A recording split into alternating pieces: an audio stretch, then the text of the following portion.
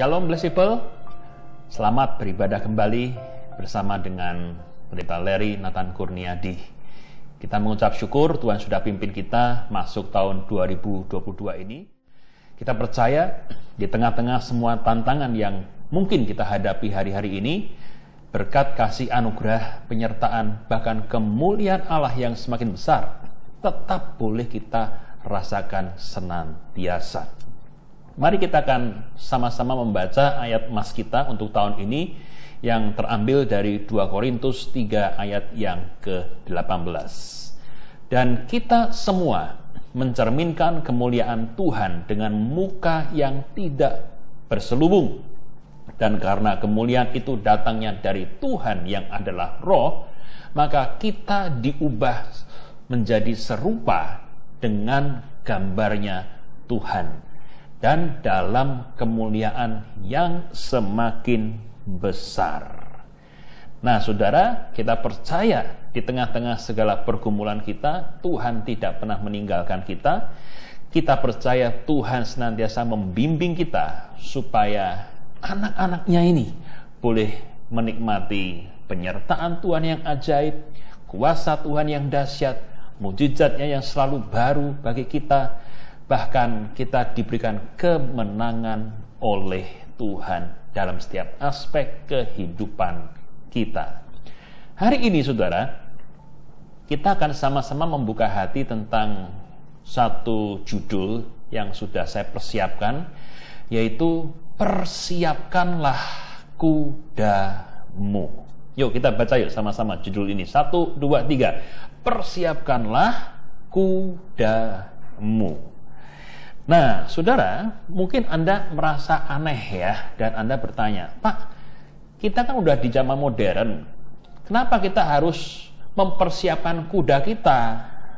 Apalagi ini dimasukkan dalam khotbah. Apakah kita ini diminta untuk membeli kuda, kemudian kita jadikan usaha untuk andong wisata seperti di Malioboro, atau bagaimana? Atau hari ini Tuhan menganjurkan kita untuk mulai mempelajari olahraga berkuda atau equestrian. Tapi kan olahraga berkuda itu bukan olahraga yang murah. Beli kudanya aja udah puluhan sampai ratusan juta. Kemudian menyewa stable atau tempat kuda itu bisa dirawat, itu pun juga sangat mahal. Atau untuk sesi latihan berkuda selama 1-2 jam itu juga harganya mahal, 500.000. Apakah tujuan dari khotbah ini, kita ini untuk mempersiapkan kuda kita masing-masing, kemudian dipelihara di rumah sebagai hewan peliharaan, atau bagaimana? Tentunya, saudara, pengertian dari persiapkanlah kudamu tidaklah secara harafiah seperti itu, namun kita akan masuk lebih dalam dari firman Tuhan supaya kita bisa mengerti apa sih maksud Tuhan tentang tema yang unik ini. Untuk bisa mengerti tentang persiapkan kudamu itu, saya mengajak kita semua untuk membaca ayat mas kita dari Amsal pasal yang ke-21 ayat yang ke-31. Amsal ini ditulis oleh Raja Salomo yang sukses, yang kaya raya, yang penuh dengan hikmat. Dan mari kita lihat apa katanya sehubungan dengan kuda ini.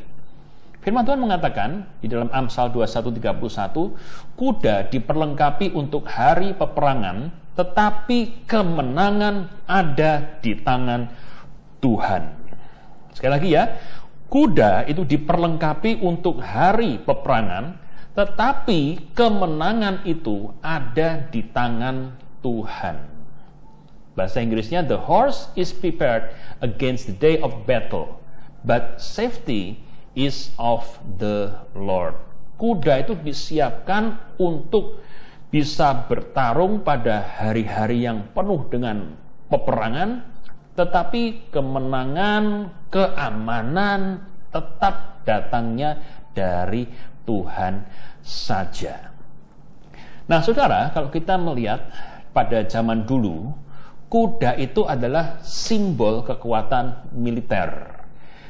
Di mana kuda-kuda perang itu dilatih secara khusus untuk bisa menembus api dengan berani, bisa bertahan dalam keadaan yang ekstrim, berani menembus bahaya, dan taat kepada penunggangnya. Kalau disuruh maju berperang dan menghadapi pedang, menghadapi tombak, menghadapi lembing, kuda itu tidak ngiprit, lari, nggak karuan, tapi boleh tetap berderap maju dan membawa penunggangnya bisa menyerang dengan telak. Jadi saudara, kita melihat bahwa kuda itu adalah satu alat perang yang sangat-sangat penting pada zaman itu. Nah, kalau kita melihat ayat tadi, kita melihat latar belakang Raja Salomo. Apakah dia punya kuda? Yes. Sebagai raja yang kaya raya, kudanya banyak sekali. Anda lihat ya, Raja Salomo itu punya 40.000 kuda dan 12.000 orang berkuda yang lengkap dengan penunggangnya. Dia juga punya pasukan yang namanya cavalry atau kavaleri alias pasukan berkuda. Dan Anda perhatikan, sebagian besar kuda-kuda Salomo itu diimpor dari Mesir. Anda bisa cek ayatnya dalam 1 Raja-Raja 4 ayat yang ke-26. Dan kuda-kuda milik Salomo ini hanya dipakai khusus untuk berperang, bukan untuk berladang, bukan untuk menjadi pengangkut barang, tapi khusus di-training, khusus dilatih untuk bisa berperang dengan baik. Nah, tentunya saudara, Tuhan tidak berkata kepada kita, "Hei, hari ini mulai cari orang yang jual kuda, kemudian kalian pelihara kuda di rumah." Tidak. Karena apa? Karena makna kuda pada zaman sekarang itu sesungguhnya adalah segala sesuatu atau semua alat media yang kita pakai untuk bisa menunjang kesuksesan kita. Sekali lagi ya, makna kuda pada zaman sekarang itu adalah segala media atau segala alat yang kita pakai untuk menunjang kesuksesan dan keberhasilan kita. Apakah itu? Pengetahuan atau ilmu. Itu penting, saudara. Kemudian apalagi? Modal, baik secara material maupun non-material, itu pun penting. Apalagi ketekunan dan kesempatan.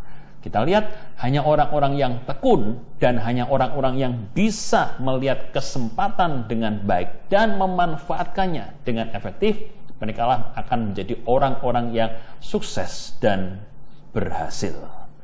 Nah, hari ini kita akan sama-sama belajar 3 pelajaran penting dari Amsal 21 ayat yang ke-31 supaya kita boleh menikmati berkat Tuhan dan kemuliaan Tuhan yang semakin besar dalam pekerjaan kita, dalam keluarga kita, dalam karir kita, usaha kita, apapun juga yang kita lakukan. Saya percaya kalau kita menjalani firman Tuhan ini dengan setia, dengan tekun, dengan benar, maka berkat yang terbaik Tuhan sediakan bagi kita semua. Mari kita lihat ayat ini satu lagi dan kita baca. Kuda diperlengkapi untuk hari peperangan, tetapi kemenangan itu ada di tangan Tuhan. Hal yang pertama, saudara, yang mau kita pelajari hari ini, bagaimana kita bisa menikmati kemuliaan Tuhan yang lebih besar sehubungan dengan mempersiapkan kuda-kuda kita. Yang pertama, saudara, kita harus mengerti bahwa persiapan diri yang terbaik itu adalah kunci kemenangan kita. Kuda perang atau kuda jagoan tidak didapat hanya dalam waktu sehari, melainkan kuda perang yang hebat, yang berani, yang terampil itu harus melalui proses pelatihan dan persiapan yang sangat lama dan melelahkan.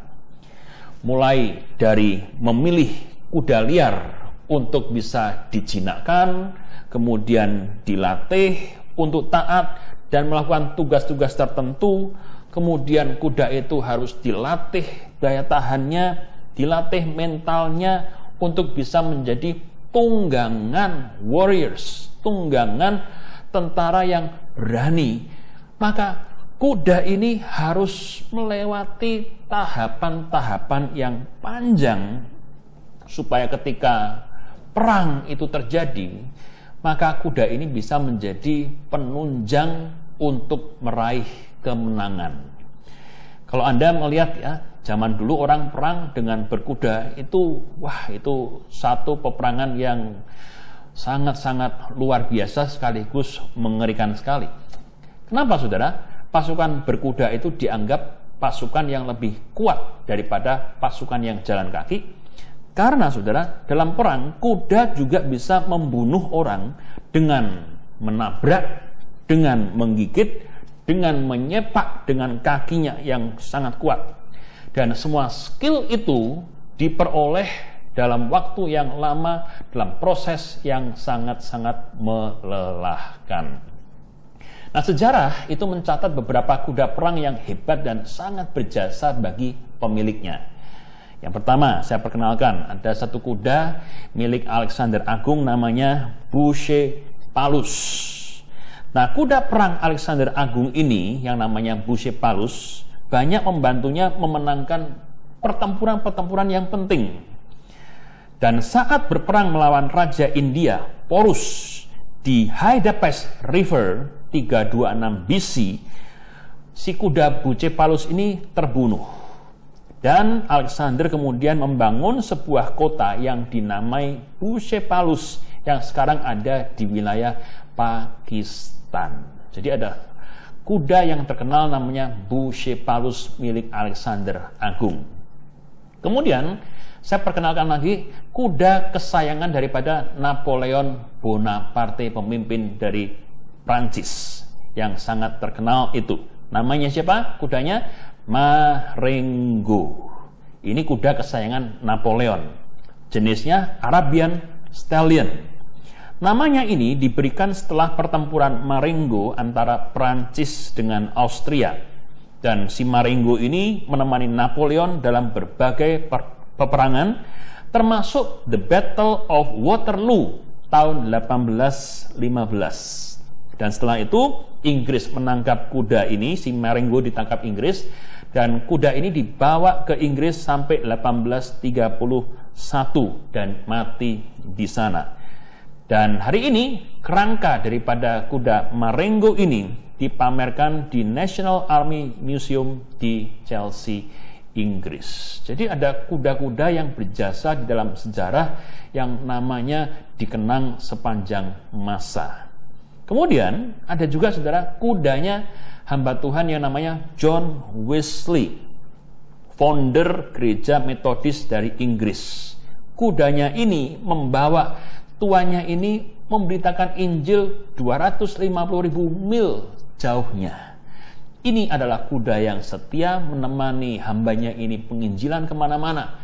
Sampai akhirnya orang-orang mengatakan, kalau kuda bisa masuk surga, maka pasti kudanya John Wesley. Kenapa? Karena kuda ini jasanya sangat-sangat besar. Nah, dari sini, saudara, kita melihat poin yang pertama ini bicara tentang pentingnya mempersiapkan kuda supaya kita bisa memenangkan setiap pertempuran, setiap pergumulan, setiap tantangan di dalam kehidupan kita. Benjamin Franklin mengatakan, if you fail to plan, you are planning to fail.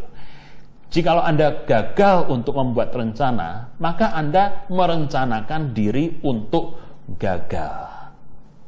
Dengan kata lain, kalau Anda gagal membuat persiapan yang baik, maka Anda pun akan merencanakan kegagalan di masa yang akan datang.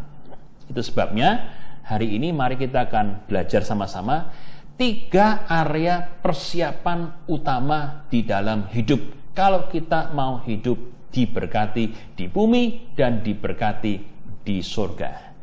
Yang pertama, saudara, siapkanlah kualitas diri kita untuk bisa bersaing, untuk bisa beradaptasi, untuk bisa menyambut era disrupsi atau era perubahan.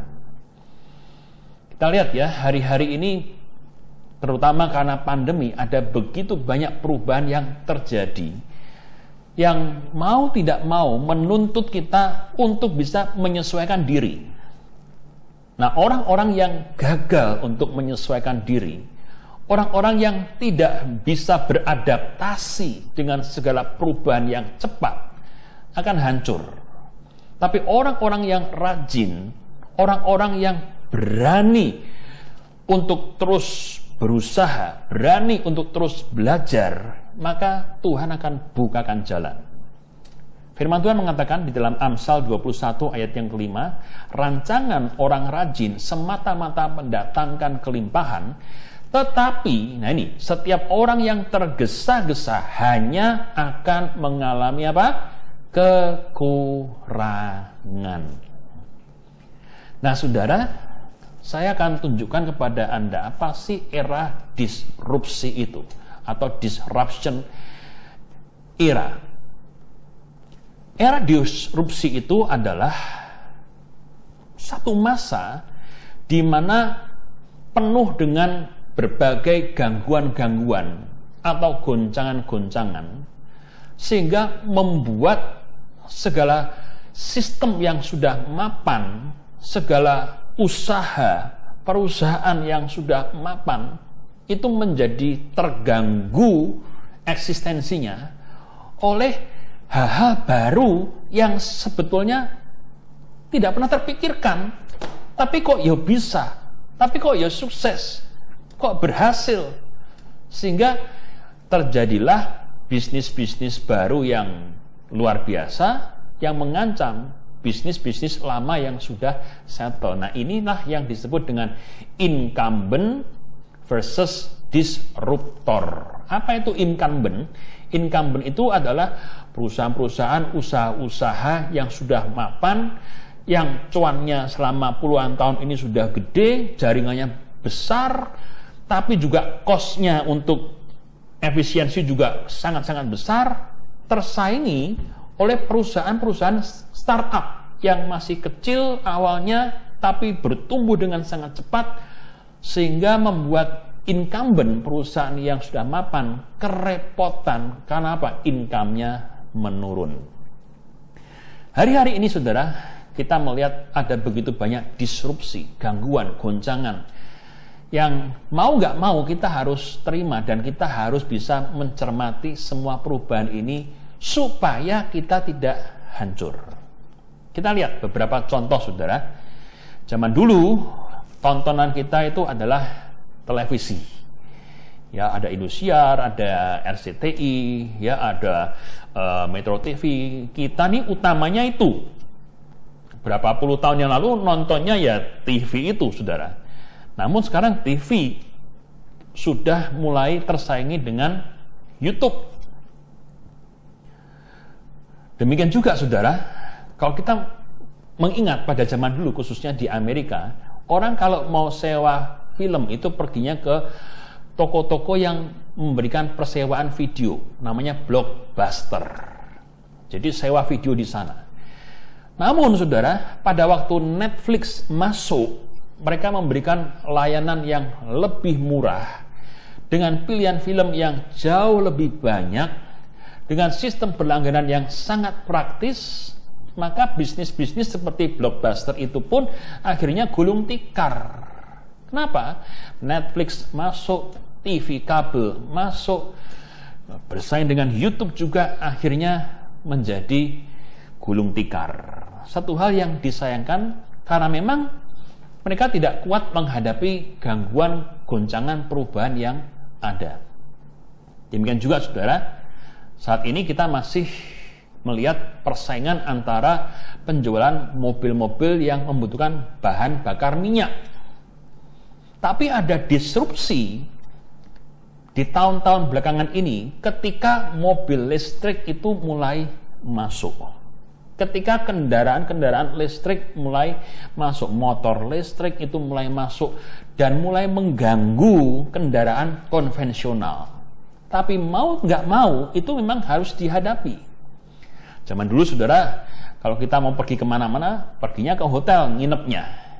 Tapi, saudara, sejak ada aplikasi-aplikasi OYO, aplikasi-aplikasi seperti Airbnb, orang menyewakan rumah mereka secara harian, maka hotel bisa terganggu okupansinya.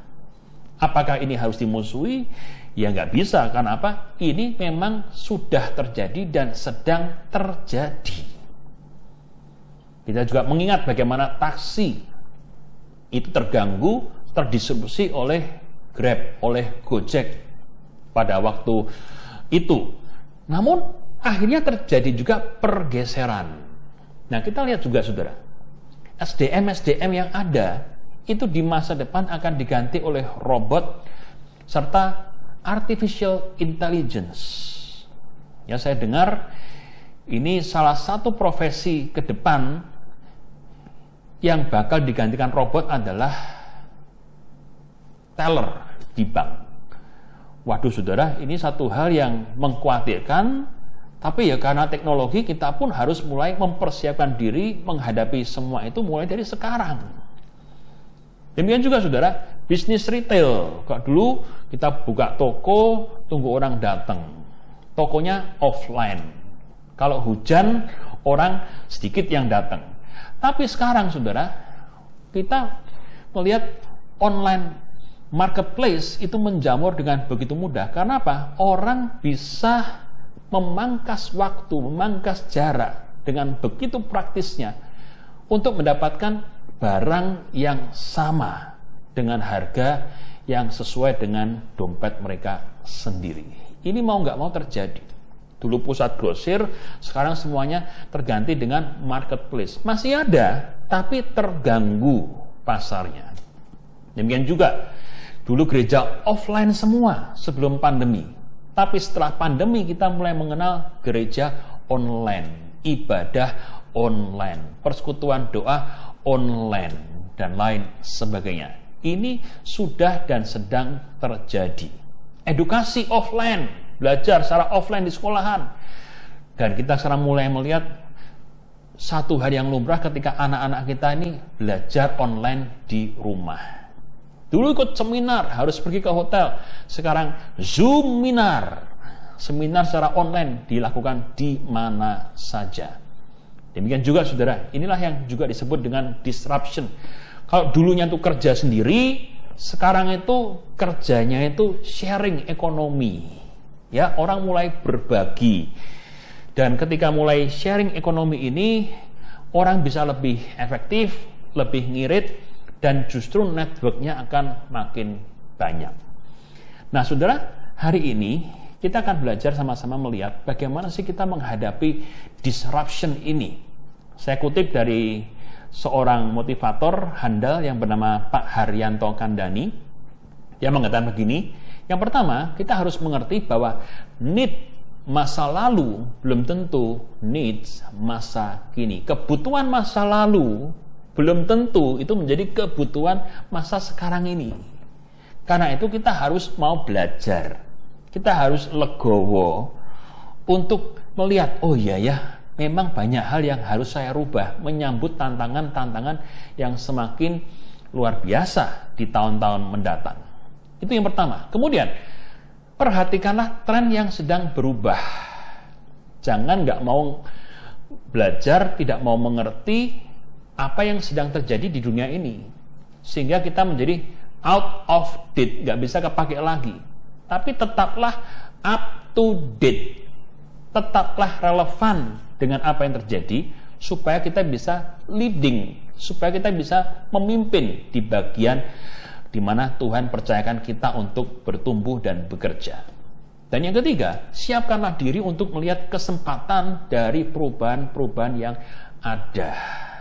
Ya, setiap perubahan pasti membawa tantangan, tapi saya percaya di balik tantangan, di balik krisis itu pun ada kesempatan-kesempatan yang baru. Adaptasi dan belajarlah untuk berubah. Nah, akibat disrupsi, kita lihat muncul banyak sekali profesi-profesi yang dulu nggak ada, sekarang dan di masa depan akan banyak. Contoh apa? Designer visuals. Generasi sekarang itu visual minded, lebih suka melihat dan mendengar daripada membaca panjang. Karena itu para desainer visual sangat dibutuhkan di era-era sekarang ini. Kemudian akan ada lagi big data analis, drone operator, apps developer, robotic operator, media influencer, sosmed analis, dan lain sebagainya. Pertanyaannya, apakah kita siap untuk menyambut segala perubahan yang sedang terjadi itu? Saudara, saya lihat beberapa hari kemarin, ada seorang anak muda dari Senegal, namanya Kaby Lame. Umurnya baru 21 tahun. Dia punya penghasilan 28,5 miliar dari TikTok. Tanpa mengeluarkan sepatah kata pun. Dia hanya memberikan reaction dari video-video orang-orang lain yang mengatakan kalau mau begini caranya yang bagus harus begitu, ya, how to. Nah, ya hanya memberikan respon daripada yang sederhana itu dijadikan ribet banget. Maka saya bikin sesederhana mungkin. Mau makan buah ya sederhana aja, nggak usah pakai gaya macam-macam. Dan gayanya yang khas adalah begitu, saudara. Nah, dari begitu kita lihat orang ini meraup 28 miliar lebih. Rasanya aneh ya, kayak gitu aja kok laku ya. Kok orang itu bisa punya pangsa pasar sendiri. Tapi itulah yang sedang terjadi sekarang ini. Mau nggak mau, kita harus menyesuaikan diri dalam segala hal supaya kita bisa tetap bersaing dengan baik. Itu yang pertama, saudara. Persiapan diri supaya kita bisa berkualitas dan bisa tetap maju dalam setiap aspek pekerjaan kita. Nah, yang kedua adalah Tuhan mau kita ini mempersiapkan diri menjadi saksi Kristus yang berdampak. Firman Tuhan katakan dalam 2 Korintus 3:3, kamulah surat Kristus yang terbuka dan dibaca semua orang. Tuhan mau kita ini menjadi saksi dalam pekerjaan atau usaha kita, di dalam keluarga kita, di dalam kemurahan hati kita, dalam kebaikan hati kita, di dalam ibadah kita. Supaya apa? Supaya semakin banyak jiwa dimenangkan dan mereka boleh mengenal kasih Kristus. Hidup ini jangan hanya cari cuan saja. Hidup ini jangan hanya untuk kerja, kemudian hati kita kosong, hidup kita tanpa makna. Tapi kiranya dalam hidup ini, dengan semua talenta, dengan semua berkat yang Tuhan sudah percayakan dalam hidup kita, marilah kita menjadi saksi Kristus yang berdampak. Sehingga apa? Makin banyak orang boleh diberkati mengenal Tuhan lewat kehidupan kita. Nah, inilah buah-buah yang akan kita bawa di hadapan Tuhan ketika kita masuk ke surga dan menjadi pahala kita semua. Bisa bilang amin? Haleluya. Nah, lalu yang ketiga, saudara, siapkanlah dirimu untuk berjumpa Tuhan di dalam kekekalan. Ingat, hidup dalam dunia ini cuma sementara saja. Urip neng donya mau mampir ngombe. Sementara hidup ini. Surgalah yang menjadi masa depan kekal kita. Saya tanya, siapa di antara Anda yang kepingin masuk surga? Lambaikan tangan. Oh, semua kepingin. Tapi dengar baik-baik. Surga itu dipersiapkan Tuhan untuk orang-orang yang juga mempersiapkan diri masuk ke dalamnya.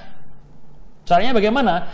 Dengan percaya sepenuh kepada Yesus Kristus ketika masih hidup dan berjalan atas kuasa firman-Nya. Hidup ini hanya sementara. Itu sebabnya saya mendorong kepada kita semua, ingat hal yang kekal. Ingat, rumahmu yang kekal bukan di Jogja, bukan di Jakarta, bukan di Amerika, bukan di Singapura, tapi rumahmu yang kekal adalah di Yerusalem yang baru.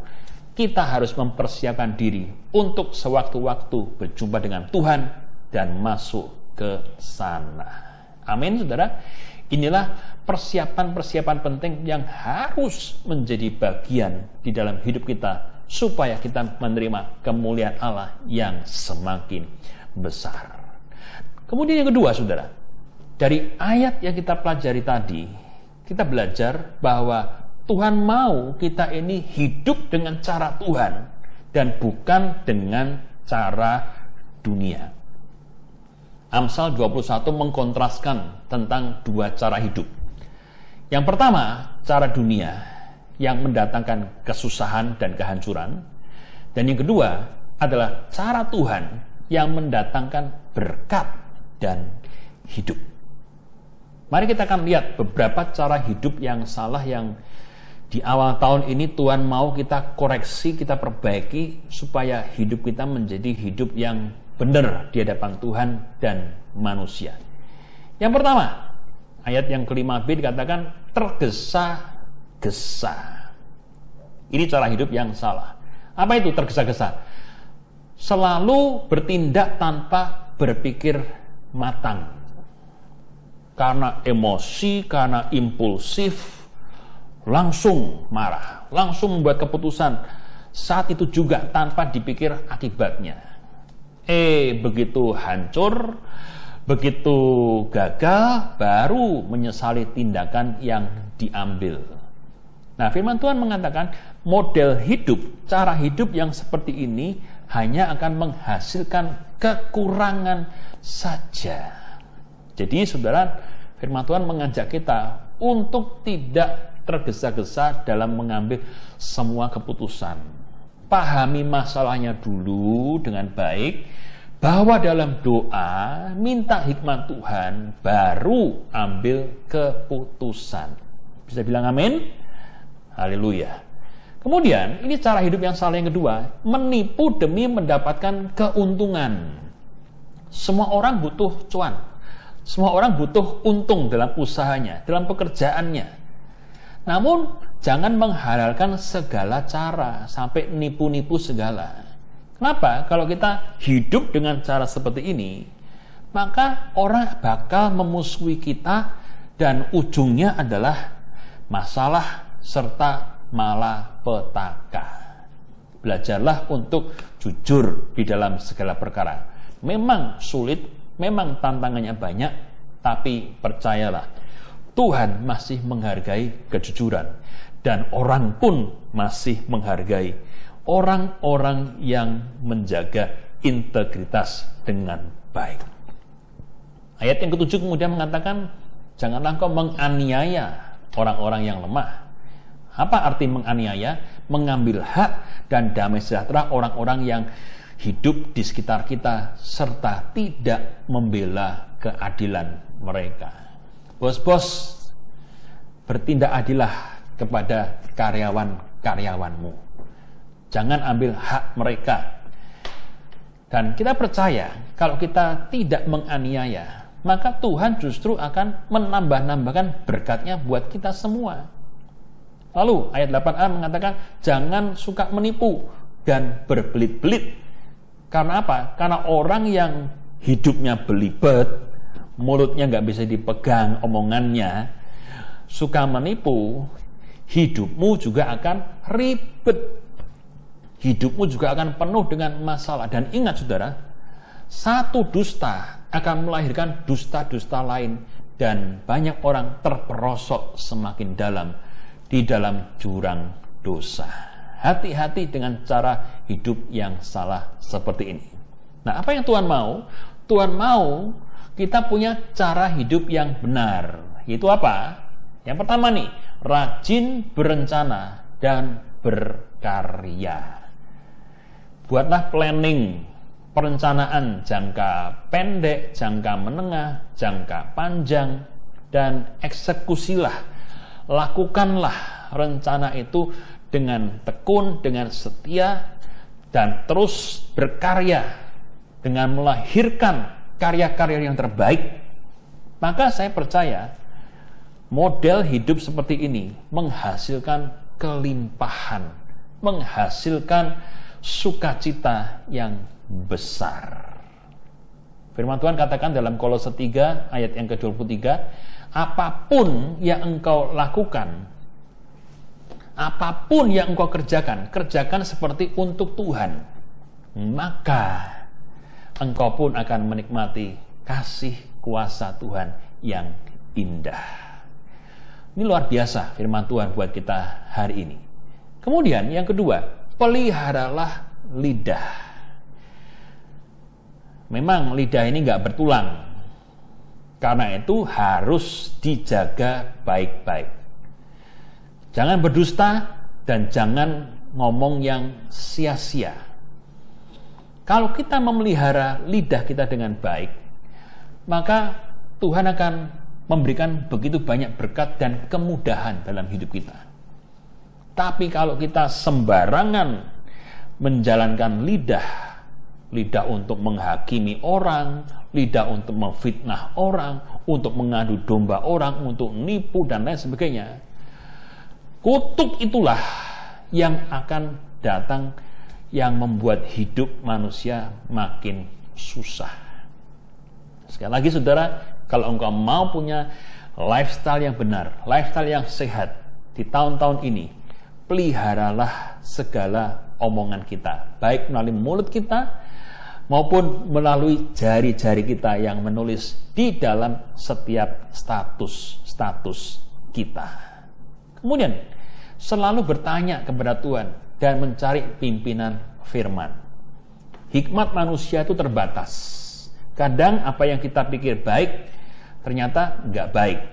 Itu sebabnya kita perlu buku panduan yang netral, buku panduan yang terpercaya, yang asalnya dari surga. Itu apa? Alkitab, firman Tuhan. Dan firman Tuhan itu sangat relevan. Anda mau cari tentang pekerjaan, di situ ada. Anda mau cari tentang bagaimana membina rumah tangga, di situ ada. Tentang jodoh, di situ ada. Segala sesuatu lengkap. Itu sebabnya, yuk di tahun yang baru ini, mari kita rajin kembali membaca Alkitab kita, membaca firman Tuhan. Supaya apa? Hikmat Tuhan turun bagi kita semua dan kita bisa membuat keputusan-keputusan yang bijaksana. Kemudian jangan lupa saudara, untuk tetap jujur dan berintegritas. Ini penting supaya apa? Supaya hidup kita boleh senantiasa menjadi berkat. Amin saudara. Puji Tuhan untuk firman Tuhan. Nah, yang ketiga saudara, yang terakhir, apa yang Tuhan mau kita belajar dari persiapkan kudamu ini? Yang ketiga, Tuhan mau kita ini selalu melibatkan dan mengandalkan Dia, karena Dialah sumber kemenangan kita. Coba ya kita lihat ayat tadi, Amsal 21:31. Kuda diperlengkapi untuk hari peperangan, tetapi kemenangan ada di tangan Tuhan.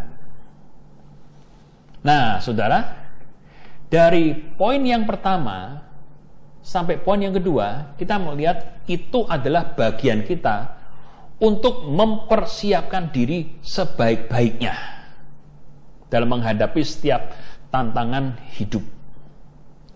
Nah, poin yang ketiga ini, kita lihat ini peran Allah yang menentukan apakah planning kita, apakah perencanaan kita, apakah persiapan kita itu hasilnya seperti apa yang kita mau, atau bahkan Tuhan katakan no, tidak seperti itu, atau bahkan Tuhan memberikan yang jauh lebih baik. Kita lihat di sini saudara, satu kebenaran yang penting sekali, bahwa meskipun persiapan perang sudah dimaksimalkan, tapi tetaplah kemenangan itu berasal dari Tuhan. Bahasa Inggrisnya apa? Do your best and let God do the rest. Lakukan tanggung jawab kita dengan sebaik-baiknya, dan biarlah Tuhan yang menentukan hasil akhirnya. Karena apa? Karena manusia bisa berusaha sekuat tenaga, tapi toh kehendak Tuhanlah yang akan terjadi. Nah, saya kasih contoh saudara, dua raja, yang satu mengandalkan kekuatannya sendiri, yang satu mengandalkan kekuatan Tuhan. Yang pertama, kita melihat Raja Ahab yang jahat. Nah, Ahab yang jahat ini berusaha untuk menipu Tuhan, mengelabui Tuhan dengan menyamar memakai baju jirah prajurit biasa. Tujuannya apa? Karena hari itu dia tahu dia akan mati, maka dia menyamar pakai baju zirah biasa milik tentara rendahan dengan harapan orang tidak tahu bahwa dia itu raja dan dia akan selamat.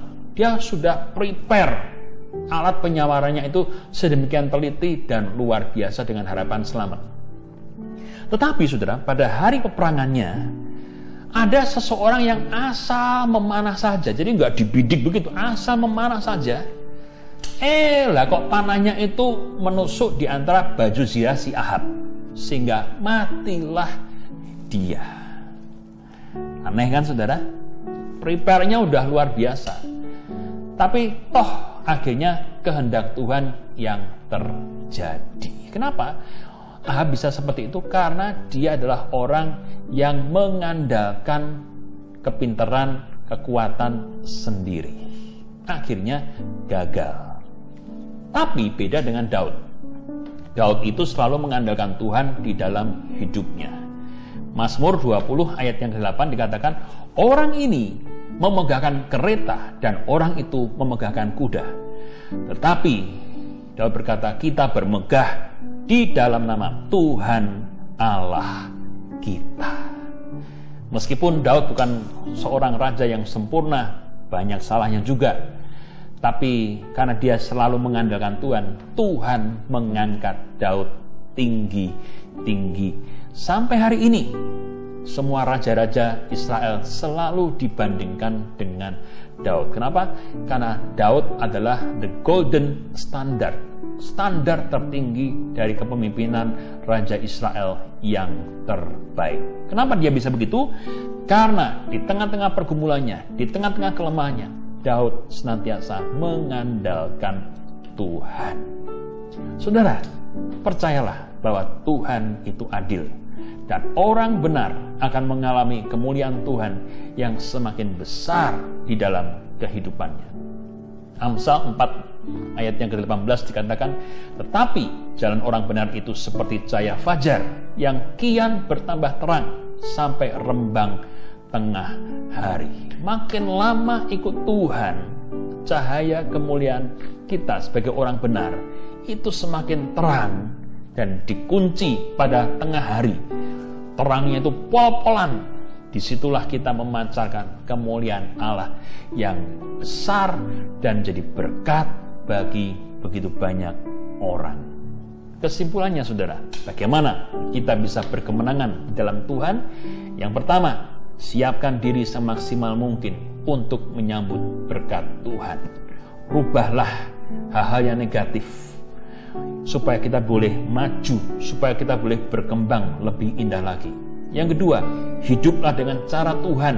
Jangan pakai cara dunia yang menghalalkan segala cara. Hidup benar di depan Tuhan, maka Tuhan akan membela kita.